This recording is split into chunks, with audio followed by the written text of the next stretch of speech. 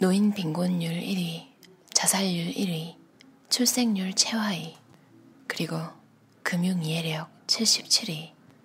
사람들은 애써 외면하지만 이것이 지금 우리가 살고 있는 대한민국의 민낯이다. 잠재적 가난에서 벗어나 자본소득의 첫 스위치를 켜는 힘, 자본 체력.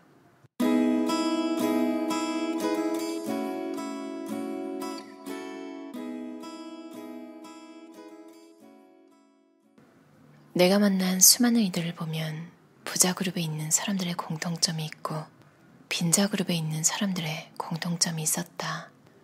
그리고 중간 그룹은 이 둘 다 가지고 있었다. 부자가 옳고 빈자가 옳지 않다는 논쟁이 아니라 그들의 공통점에는 어떤 것이 있는지 고민해보고 자신을 돌아본다면 앞으로의 마음가짐과 행동 방향을 설정하는 데 도움이 되리라 믿는다. 자수성가형 부자들의 공통적인 특징은 첫째, 단도직입적이라는 것이다. 그들은 목적과 용건이 명확해서 대화할 때 질질 끄는 일이 거의 없다. 일반적으로 잘 물어보지 않는 주제에 대해서도 훅 하고 전곡을 찌르는 질문을 해서 본질을 파악하는 능력이 있다. 가령 이런 식이다. 무슨 일 하세요? 자산 규모가 어떻게 되세요? 할 수 있어요? 없어요? 본인이 원하는 게 뭔데요? 이들이 이렇게 말하는 이유는 당신의 배경을 캐서 무례하게 굴려는 의도가 아니다. 되도록 본질적인 이야기만 하고 싶어서다. 이들에게 시간은 돈이기 때문에 굳이 돌려 말하지 않는다. 둘째, 추진력이 강하다. 말이 떨어지기 무섭게 바로 추진하고 일을 빠르고 시원하게 해치우는 경향이 있다. 이들이 무엇인가 요청을 하거나 제안을 했다면, 그리고 그것에 대해 제안받은 사람이 동의를 했다면 그 일은 반드시 그리고 빠르게 실행된다. 이들의 말이 계획에만 머무르는 경우를 거의 못 봤다. 셋째, 실질적이고 실리를 따진다. 좋은 게 좋은 거잖아요. 같은 일은 없다. 그래서 디테일에 강한 면도 있다. 자수성가형 부자에게 내가 전체적으로 배운 점은 부를 창출하는 습관이다. 그들은 시간을 철저하게 관리하고 사용한다. 본질을 파악하고 실리적이며 구체적으로 따지는 경향이 있다. 이를 미루지 않고 선택의 순간에 주저하지 않는다. 이런 습관들이 그들에게 부를 안겨줬다고 미루어 짐작하게 한다. 한편 부자 중에는 스스로 성공한 자수성가형뿐만 아니라 부모의 재력을 물려받은 상속형 부자도 있다. 상속형 부자의 일반적이고 공통적인 특징은 대체로 잘 웃고 예의 바르다는 점이다. 욱하는 성격은 거의 보지 못했다. 대체로 침착하고 차분한데 어떤 기회나 선택의 순간에는 주저함이 없다. 이게 정말 특이할 만큼 공통된 특징이었다. 또한 베푸는데 주저함이 없고 써야 할 때 크게 쓴다. 반면 받을 땐 적은 돈도 꼼꼼하게 받는 편이다. 만약 상대가 줘야 할 돈을 주지 않으면 직접 따지지는 않고 그 사람을 조용히 손절한다. 속을 잘 드러내지 않고 새로운 관계를 맺을 때 아니다 싶은 사람은 굳이 만나지 않는다. 일보다는 투자의 흥미를 많이 느끼는 경우가 많다. 전체적으로 모든 면에서 여유롭다라는 느낌을 강하게 받았다. 자수성가형 부자에게 부를 창출하는 습관을 배웠다면 상속형 부자에게는 부를 유지하는 습관을 배웠다. 외유내강이라 할 수 있겠다. 쓸데없이 인적 네트워크를 확장하지도 않는다. 필요한 곳에만 집중한다. 이런 자세는 우리의 자본력을 유지하는 데 큰 도움을 줄 것이다. 가난한 습관. 아래와 같은 특징의 사람들이 무조건 다 빈자라는 뜻이 아니라 일반화의 오류가 있음을 인정하며 시작한다. 첫째, 과거에 젖어 산다. 후회한다. 옛날이 좋았다는 말은 현재가 불행하다는 이야기이며 성장하지 못한 채 계속 그 자리에 머물고 있다는 것을 의미한다. 둘째, 시간 관리를 하지 않는다.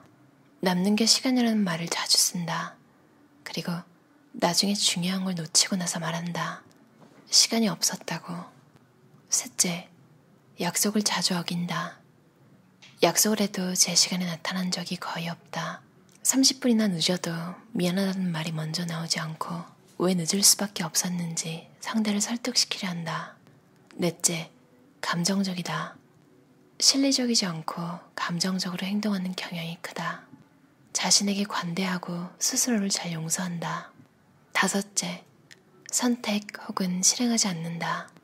미국 연방준비제도 이사회의 전 의장 앨런 그리스퍼는 문맹은 생활을 불편하게 하지만 금융맹은 생존 자체를 어렵게 한다라고 강조했다. 그럼에도 우리나라 금융 이해력이 아프리카 가봉보다 낮은 세계 77위에 머물고 있다는 사실은 충격적이다. 우리는 공교 이후 12년간 자본과 금융에 대해 제대로 배운 적이 없다. 오직 소수의 사람들만이 어린 시절부터 부모에게서 밥상머리 자본 교육을 받았다. 사람들은 왜 집을 열망할까?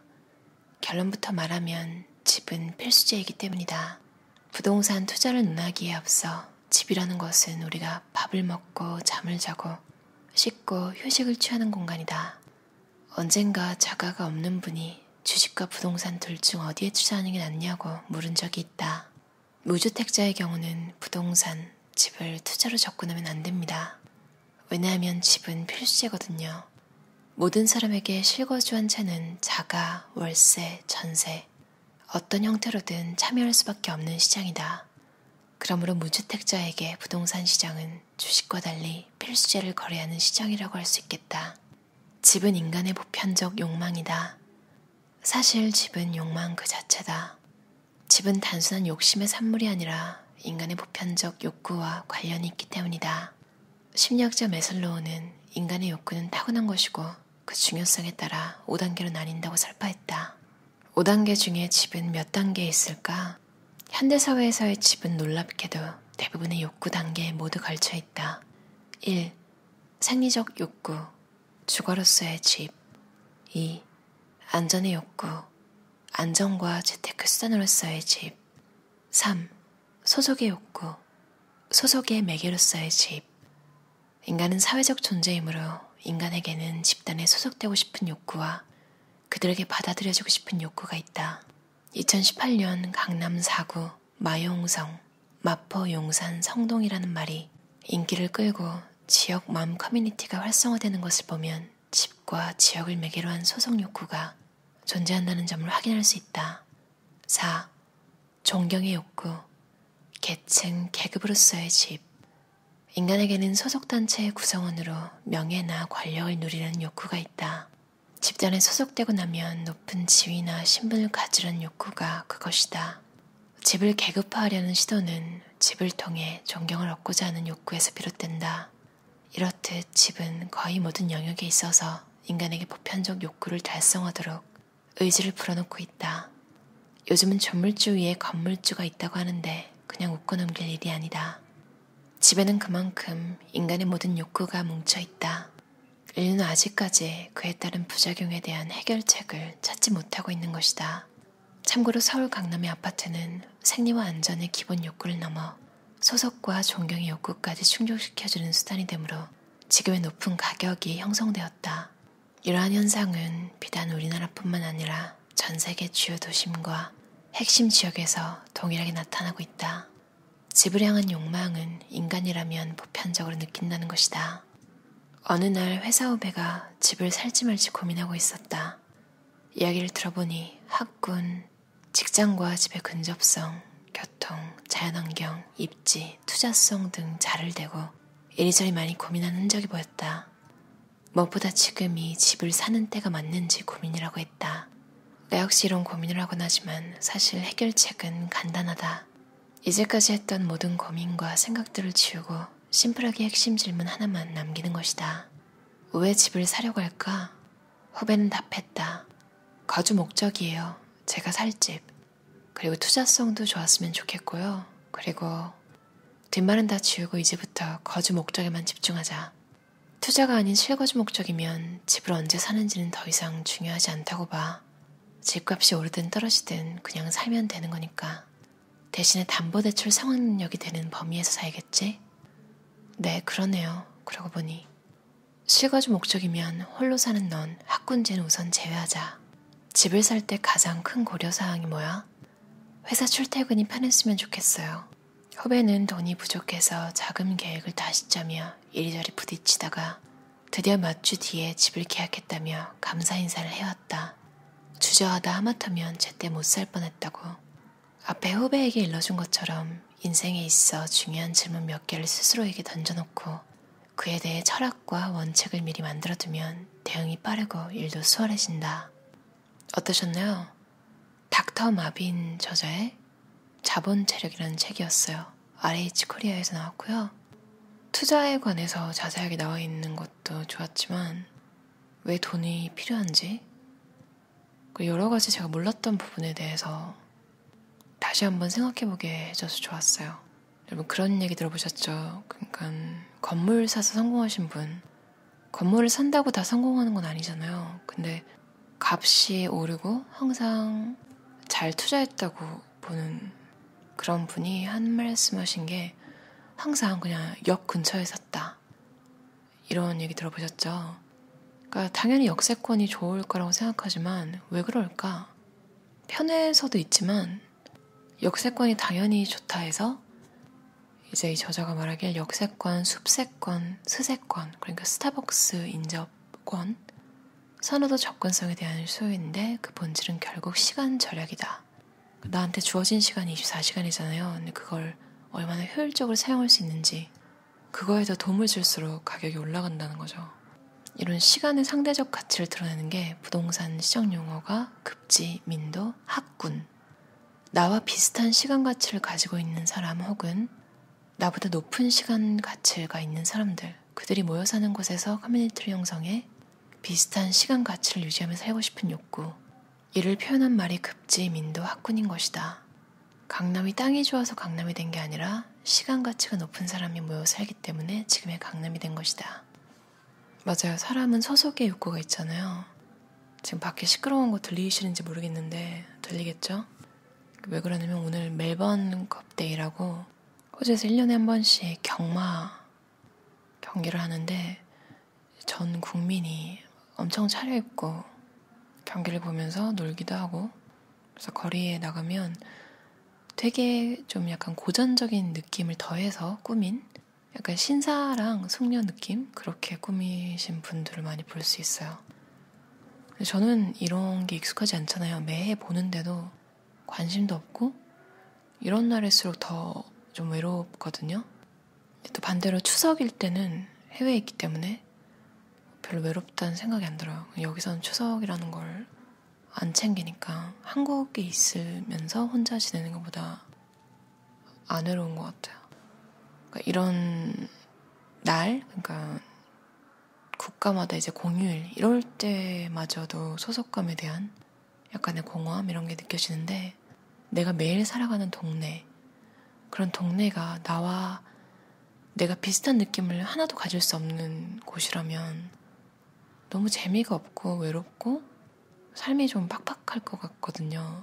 그러니까 땅값이 높고 낮고를 떠나서 내가 속할 수 있는 기분, 내가 속해 있다는 기분, 나와 비슷한 사람들이 모여 있다는 그런 기분, 혼자가 아니라는 그런 게 상당히 중요한 것 같아요.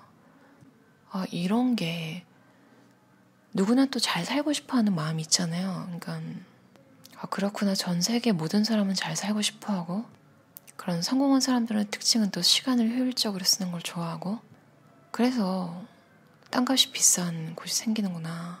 왜냐면 수요가 많으니까. 사실 도시, 그러니까 중심부에 안 살고 약간만 외곽으로 가도 집값이 많이 내려가잖아요.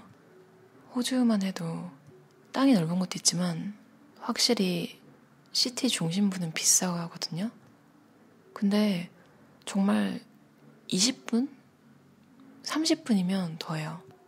차를 타고 나가야 되는 그 정도? 사실 한국에서 특히 서울에서 출퇴근 멀리서 하시던 분들 1시간, 2시간 껌이잖아요.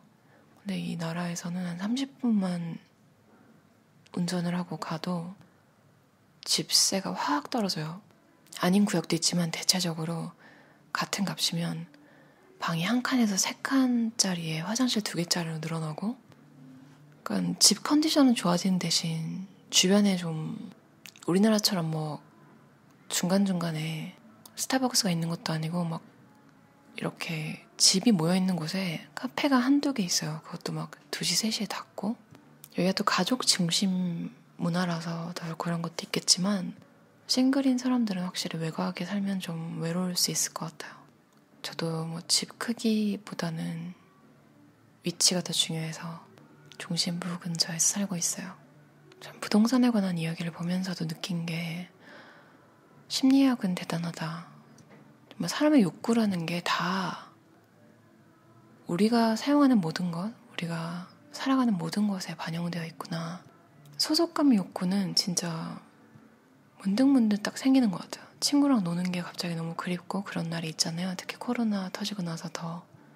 요즘 저는 사인펠드라는 시트콤, 옛날 미국 드라마를 다시 보는데 사인펠드가 항상 친구 그룹이랑 다니거든요. 그 약간 패거리 같은 게 있는데 사인펠드가 패거리로 노는 걸 좋아해요. 저도 이해가 가는 게 학창시절처럼 좀 단체로 놀고 이런 게 특히 코로나 터지고 더 그런 것 같아요. 그런 기회 자체가 줄어드니까 소속의 욕구 이런 게 좀 큰 것 같아요. 근데 만약에 이미 동네에 그런 그룹이 있으신 분들은 참 좋겠다. 누가 이사 나가지 않는 이상 참 약간 좀 오랜 시간이 보장된 친구잖아요. 여러분은 소속감의 욕구를 어떻게 해결하고 계신가요? 가족이 항상 베스트 프렌드이신 분들은 참 이럴 때 편할 것 같아요. 전 세계 참 다 비슷비슷한 게 30 넘어가면 친구 사귀기가 힘들잖아요. 제가 보는 드라마 지금 사인펠드에서도 그 미국 사람인데 되게 외향적일 것 같지만 참 신기하게 30이 넘어가면 친구 사귀기가 참 애매한 것 같아요. 아무튼 부자 마인드와 가난한 사람의 마인드에 대해서 얘기하다가 책에 또 부동산 얘기가 있어서 그 얘기하다가 소속감에 관한 얘기까지 나왔네요. 지금 여러분이 마음에 드는 그룹이 있다면, 그 속에 속해 있다면 참 행복하실 것 같아요. 그럼 오늘도 들어주셔서 감사합니다. 편안한 저녁 시간 보내세요.